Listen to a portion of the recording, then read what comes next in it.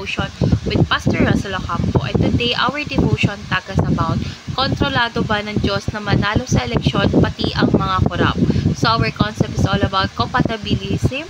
So, ito ay isang pananaw na nagsasabing ang lubos na kapangyarihan ng Diyos ay hindi sumasalungat sa tunay na kaalagaan ng ating mga desisyon bilang tao. Bagamat ang Diyos ang may kontrol sa lahat ng bagay, kabilang ang mga nangyayari sa eleksyon, may pananagutan pa rin ang bawat isa sa kanilang mga pagpili. So, pinapakita ng Biblia na ang Diyos ang may hawak ng kapalaran ng mga pinuno at makikita ito sa Proverbs chapter 21 verse 1. Ngunit nananatili ang responsibilidad ng tao sa kanilang kilos at pagpili. So, our Bible reading is all about Proverbs chapter 21 verse 1. Ang puso ng hari ay nasa kamay ng Panginoon. Tulad ng mga batis ng tubig, ito ay kanyang iniutos kung saan man niya nais. So, tungkol saan nga bang verse na ito? So, ang verse na ito ay nagpapahayag na ang Diyos ang may kapangyarihan sa puso ng mga namumuno at kayang idirekta ito ayon sa kanyang layunin. Kahit na may kalayaan ng tao na gumawa ng kanilang sariling desisyon, walang anumang nangyayari na hindi dumadaan sa pahintulot ng Diyos. So, sa context ng eleksyon, ito ay nangangahulugan na bagamat may sistema ng pagboto at kampanya, ang Diyos pa rin ang may huling pagpasya kung sino ang mahalal. Maging ito man ay isang matuwid na pinuno o isang tiwaling opisyal na ginagamit para sa kanyang layunin. So, ngayon dadako na tayo sa ating teaching. So, yung first teaching is God is in control over human will and powers. So, kahit ang pinakamakapangyarihang pinuno ay hindi maaaring lumampas sa plano ng Diyos. Sa Daniel chapter 2 verse 21, sinasabi na ang Diyos ang nagpapalit ng mga hari at namumuno at siya rin ang nagbibigay ng karunungan sa matatalino. So, pinapakita nito na walang sino man ang maaaring mahalal nang hindi pinahintulutan ng Diyos, maging mabuti o masama man sila sa paningin ng tao. Second is humans are fully responsible for their choices. Bagamat may pangkaalaman at pagpapasya ang Diyos sa lahat ng bagay, ang tao ay may pananagutan sa kanilang ginagawa.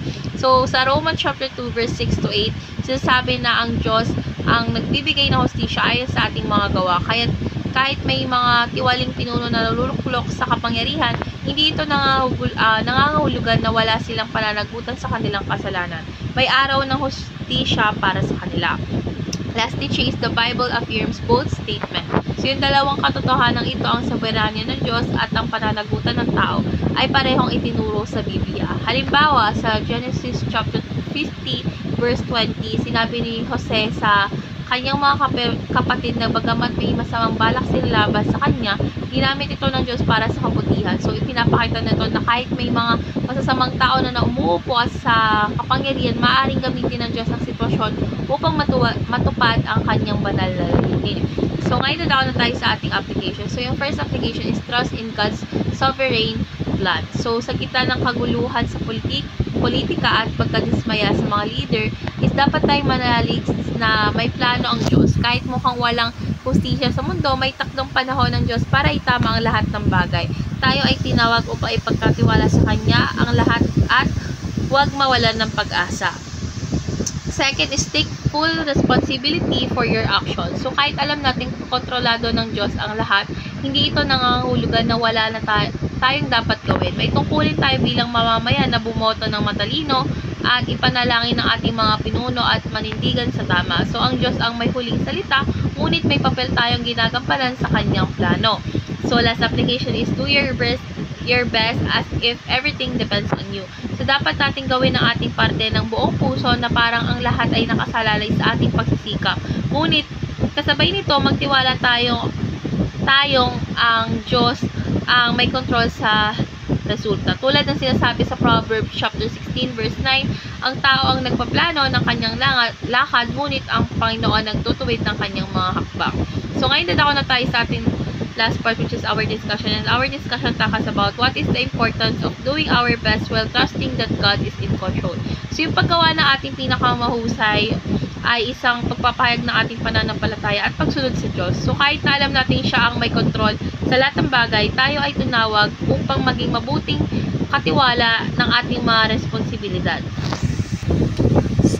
Kasama na rito ang pagiging responsable bilang mamamayan at Kristiyano. So, ang pagtitiwala sa Diyos ay hindi nangangahulugan ng pagiging pasibo, kundi isang aktibong pagsunod habang inilalagay natin ang lahat sa kanyang kamay.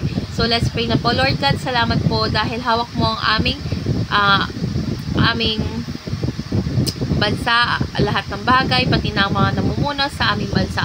Lord God, turuan mo kaming magtiwala sa iyong plano habang ginagawa ko or aming bahagi upang manindigan sa katotohanan at katwiran. Lord God, naway gamitin mo po kami bilang instrumento ng iyong kalooban at ipagkaloob mo sa amin ang mga pinunong may takot sa iyo at naglilingkod ng tapat. Sa pangalan ni Jesus, Amen.